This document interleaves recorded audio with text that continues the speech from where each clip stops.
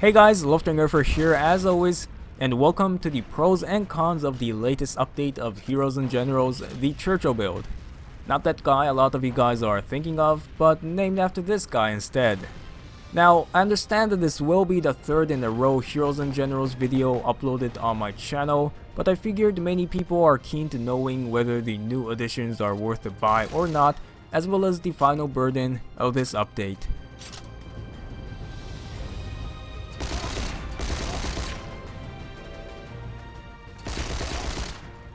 Before we get into minor details, let's first go over the brief list of what has been added and changed in the Churchill build.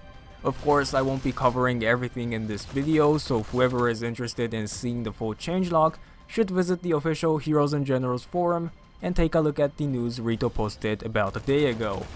Starting off the list with new additions, Johnson LMG has been added for US Infantry and Paratrooper, and Walter P38 for the German faction. FG42 has been heavily tweaked. I would say it's a buff to match the performance of the M1941 Johnson, as well as many other infantry-held weapons, each receiving buff or a nerf. We no longer trigger a mine during spawn protection. You guys probably know how annoying that is from my previous video, but I'm not too sure whether the spawn trapping issue has been fully solved. Another type of camouflage has been added for the US faction, and the day and night cycle has been sped up to ensure different environment for people playing at same time of the day. As I said, there are a few more things I intentionally left out, not saying that they are unimportant, but you probably wouldn't notice the difference caused by those changes in game. What I'm trying to say is that Churchill is probably one of the smallest scaled update we received in past 2 years. Eye candy factors are obviously the two newly added weapons, and camo pattern added for the US faction, which, to be frank, 80% of player base can't afford anyways. Changes done to guns performance, ribbon progression tweaks, fancy art for the generals are welcome of course, but it's not surprising to see majority of players unsatisfied with the scale of this build. More on this later. Let's first talk about the weapons. P38 is the third pistol to be added for the German inventory. It unlocks at handgun ribbon rank 12 and is the top tier, top performing pistol for the Germans. I understand that eventually Rito needed to add this pistol since it's, I guess, so iconic for the World War II scenario, but I have to ask myself, is another pistol what we really needed?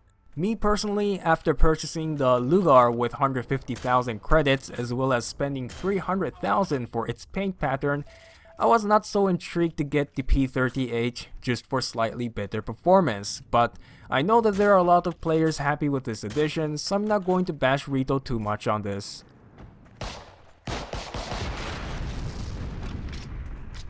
I unfortunately couldn't get hands on the Johnson LMG as I don't have any high-ranking US infantry nor paratroopers, although I was able to play around with it for a short period of time after my friend lent it to me, and while I fear 2-hit kill M1919 more than the Johnson, I can see this rifle being a powerful option for the US paratrooper.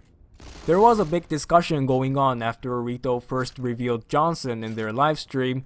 People were not too happy to see weapons so little produced to be introduced to the game, but I think it's safe to say Johnson LMG fits the HNG environment pretty well. I also want to applaud people behind AudioWorks. Both P38 and Johnson sounds brilliant, and I hope Rito will start looking at some of the older sound effects, primarily the G43, and update them accordingly. To add to the list, I want to welcome the change done to the day and night cycle. I no longer have the privilege to record whenever I want like I used to a year ago, and it just sucked to play and record at night knowing that it'll turn out either too dark or with odd contrast after YouTube processes it. Now back to the main topic of Rito's recent updates and progress.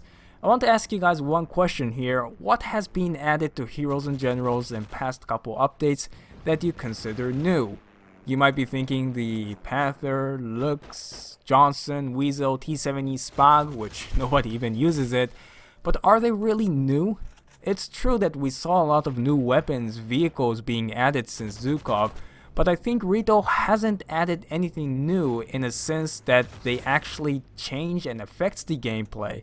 I'm talking about bipod, squad 2.0, fixes done to the prone stance, preventing spawn camping of both infantry and tanks, faction imbalancedness, and other core stuff I feel untouched. And while it's fair to claim that those stuff do take some time to complete, people get worried when they see no progress after several months.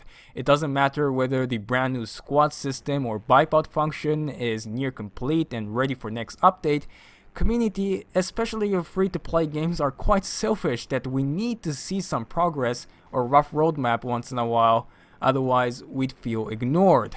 I understand we're like newborn baby complaining about everything regardless of how Rito does it, but I still think there's a better way of community and dev team interaction.